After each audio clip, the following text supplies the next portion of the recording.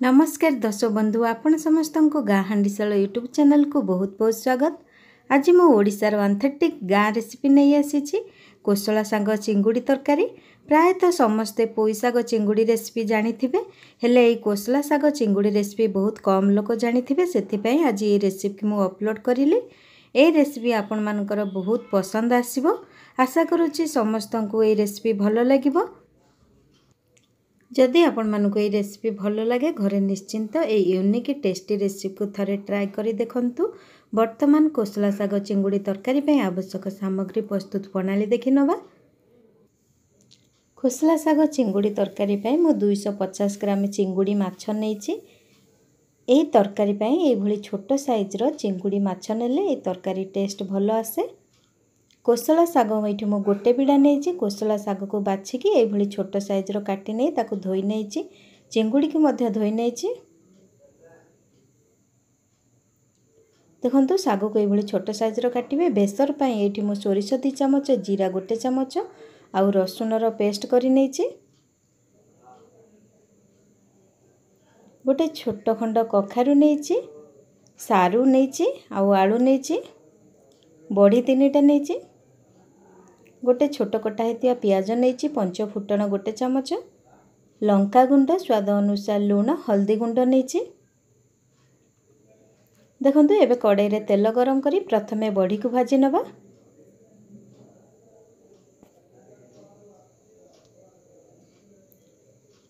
बड़ी को टिके अधिका तेल नेके छाणी नेबे। देखंतु बड़ी हमर 2 साइड हे गलानी। एबे हमें बड़ी को खोली नबा। से कड़ाई रे एबे हमें चिंगुड़ी माछ को दे दबा।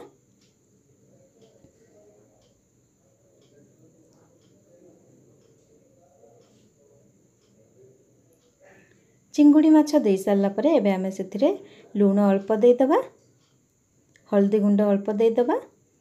लूण हल्दी दे चिंगुड़ी माछ भाजिले टेस्ट भलो आसी थाए। लंका गुंड भी अल्प दे दबा। लूण हल्दी लंका गुंड दे सारला परे एबे हमें चिंगुड़ी को भाजी नबा।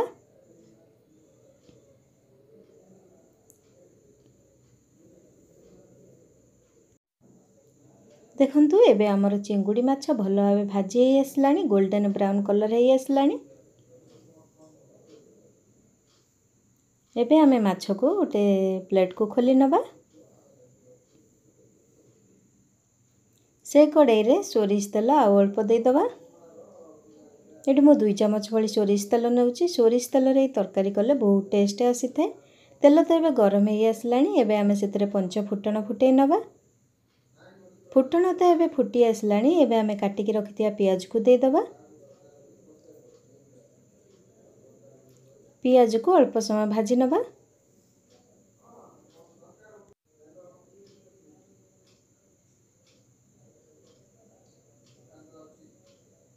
देखंतु एबे हमर पियाज भाजी आसलानी। एबे हमें परिबा को दे दबा। आलू, सारू आउ बोईतालू को दे दबा।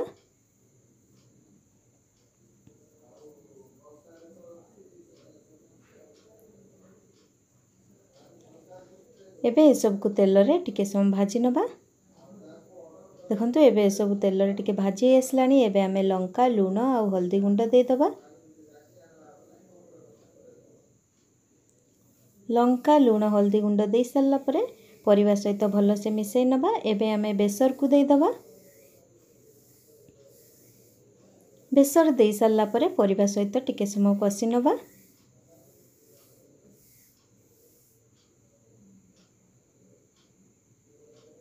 देखंतु बेसर एबे हमर भलो से कसी आसलानी।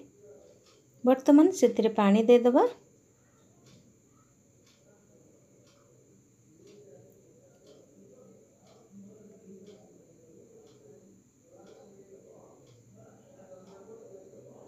पानी दे सारला परे एबे हमें घोड़नी दे दबा परिबा सिजिया पई।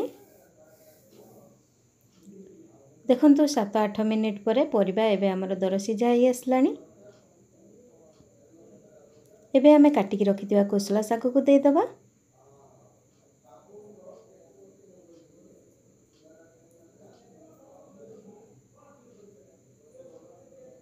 कोसला साग दे सारला परे परिबा सहित भलो से एपट सेपट कर नबा।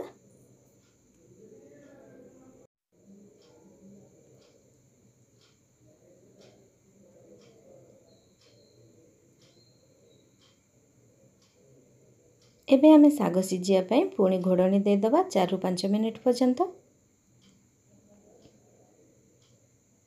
देखो 5 मिनिट पर एबे हमर साग परिबा पूरा भल से सिझी आसलानी।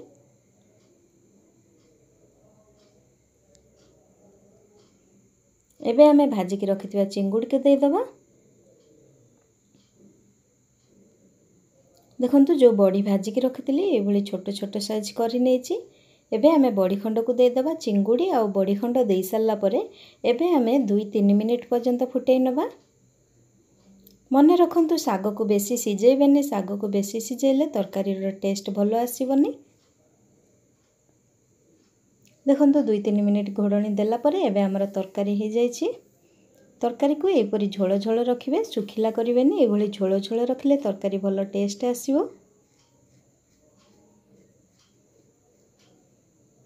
वर्तमान हमर प्रस्तुत हे गला कोसला साग चिंगुड़ी तरकारी। एबे आमे प्लेट को खोली नबा। एही कोसला साग चिंगुड़ी रेसिपी आपण मानकु केमति लागिछि कमेंट करी जणांतु, लाइक करंतु, शेयर करंतु। सर्वप्रथमे गाँ हांडीशालर एपरी नुआ नुआ रोषेई भिडियो देखियाकु चाहुथिले सब्सक्राइब करि नियंतु एवं पाखरे थिबा बेल आइकन को दबाई दियंतु, जा फଳରେ मु जो रोषेई भिडियो अपलोड करबी सर्वप्रथमे देखि परिबे। धन्यवाद।